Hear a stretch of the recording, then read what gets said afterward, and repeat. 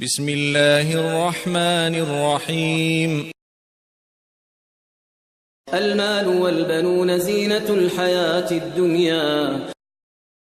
تبلغ بالقليل من القليل، تبلغ بالقليل من القليل، وهيئ الزاد للسفر الطويل، وهيئ الزاد للسفر الطويل.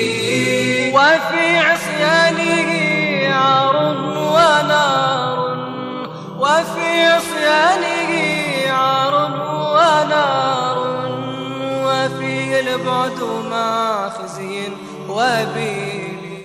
بسم الله الرحمن الرحيم. الحمد لله رب العالمين، وصلى الله وسلم وبارك على سيدنا محمد سيد الأولين والآخرين وحبيب رب العالمين، وعلى آله الطيبين الطاهرين، ورضي الله عن أصحابه وأزواجه وذرياته والتابعين، وعنا معهم برحمتك يا أرحم الراحمين. أما بعد، أيها الأحبة في الله، السلام عليكم ورحمة الله تعالى وبركاته. إني أحبكم في الله. I love you all for the sake of Allah subhanahu wa ta'ala. Hoping that this would renew our love and renew our commitment and renew our devotion and renew our pledge to Allah, so that Allah may assemble us in the day of judgment with Rasulullah sallallahu alayhi wa sallam, and grants us a shade where no shades are granted but those whom Allah grants to those who love each other for His sake. We left Al-Imam Al-Ghazali, and we're coming close to the end, where he's saying, أيها الولد, my beloved son, ينبغي لك أن يكون قولك وفعلك موافقا للشرع. What you say and what you do ought to be consistent with the book and the sunnah. Remember the hadith in Nasa'i, which is sahih, and we all know it and we say it all the time in the khutbahs. إن أصدق الحديث كتاب الله تعالى، وخير الهدي هدي محمد صلى الله تعالى عليه وعلى آله وسلم، وشر الأمور محدثاتها، وكل محدثة بدعة، وكل بدعة ضلالة، وكل ضلالة في النار. The best of hadith, أصدق الحديث, the most truthful is the book of Allah subhanahu wa ta'ala. And then he tells us, and the best of guidance is that of Rasulullah sallallahu alayhi wa sallam. There is no guidance better than his guidance. And there is no truth after the book of Allah subhanahu wa ta'ala. And the worst of things are things that people add to the deen or disable things from the deen and replace with their own. The whole point of this deen is, as Al-Quran tells us in many different ways, and the Sunnah as well, and this is really, in my view, the meaning of the testification of faith. أشهد أن لا إله إلا الله وأن محمدا رسول الله. إياك أريد بما تريد. I want you, O Allah, the way you want me to want you. I want you the way you want me to want you, not the way I want to want you. If you love truly, you leave what you want for what your beloved wants. I want you the way you want me to want you. And that's why Al-Ghazali says that some of the masail you asked me about, I can't write, they're not describable. Well, let me ask you, how can you really describe true love with words? Words are themselves veil. They're veils. It's a distance between love. Love affords no veils. There can be no distances. That's why true love, words can never describe true love. It's above that. Love already transcended all veils.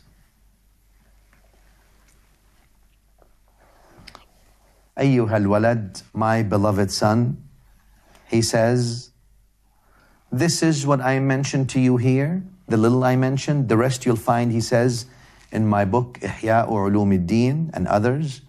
He says, but there are 4 things you should do, and everyone who takes that journey to Allah Ta'ala should do, and we're all on that journey. 1 is i'tiqadun sahih, that you have a deen khalis, pure belief in Allah subhanahu wa ta'ala, the creator, and not just theory, a practical belief. What is that belief making you be? Is that la ilaha illallah, Muhammadun Rasulullah, making you become a better person? Is that making you become a better person or not? I always say, a good Muslim is a good human being in the first place. Second is tawbah. Tawbatun nasuh. Tawbah that's transparent. What does that mean, transparent tawbah? It means what you actually say in your mouth is reflection of what's in your heart. When you say astaghfirullah al-azim wa atubu ilayh, it is truly a state of the heart, not just the tongue. The tongue is only translating the heart. There's that transparency in you between your tongue and your heart. There is no distance. There are no veils. There's no double standard. It's transparent, clear, unambiguous, open. The third thing Al-Ghazali says, istirda'ul khusum. People who you've transgressed upon, you need to seek their pleasure, not just forgiveness. He says, istirda', seeking their pleasure, so none of them will take anything of yours in the day of judgment. You're the winner. It might make you look bad now. You're looking good, actually, to Allah. You choose. You want to win now and lose then, the real life?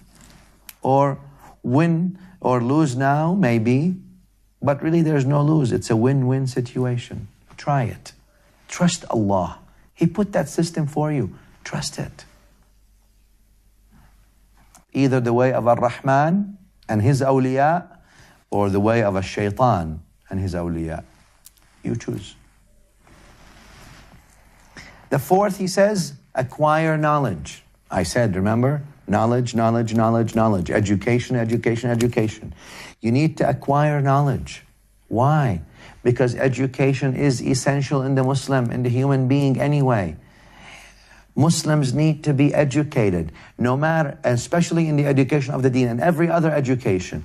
Don't let anyone tell you that it is not worth for you to be educated. It is too late for you to be educated. It is too expensive for you to be educated. Don't let anyone tell you any of that stuff. There's always justification. I always say, there's always justification for higher education. Always. And more education. And you think education is expensive? Try ignorance. My beloved son, ayyuhal walad. He says, if you realize that, let me tell you this story. And this story is the story of Hatim al-Asam, who was from among the companions of Shaqiq al-Balkhi, from Balkh, rahmatullahi alayh. And Hatim al-Asam and Shaqiq al-Balkhi, both of them were among the Zuhad and the Ubbad, the people who were pious and devoted in their ibadah in the old days, in the Salaf time. So, Hatim, the student of Shaqiq, asked him, or actually Shaqiq, the teacher, asked him. He said to Hatim, look, Al-Ghazali is bringing the story, it's not my story. He says, you've been with me 30 years now. 30 years you've been with me. What have you learned in 30 years? Hatim said, in 30 years, حصلت ثمانية فوائد. I learned 8 things. In 30 years, I learned 8 things. And those 8 things suffice me for my salvation in the dunya. Can you believe it? 30 years, 8 things? Polishing the nafs takes decades. Some people nowadays, they think everything is express, you joined the school or you are around the sheikh for 1, 2, 3, or this teacher or that teacher. If you can't discipline the soul and the nafs, there's ru'una. Nafs will never let you, and you'll never get there. I ask Allah subhanahu wa ta'ala to bless you. We will talk about those 8 things that Hatim learned in 30 years from his teacher, being in his companionship, in the next episode. Until then, you have Allah subhanahu wa ta'ala's protection surrounding you and my love with you. Assalamu alaikum wa rahmatullahi ta'ala wa barakatuh. تبلغ بالقليل من القليل، تبلغ بالقليل من القليل، وعز للسفر الطويل، وعز للسفر الطويل، وفي عصيانه عار ونار، وفي عصيانه عار ونار، وفيه البعد مع خزي وبيل، وفيه البعد مع خزي وبيل.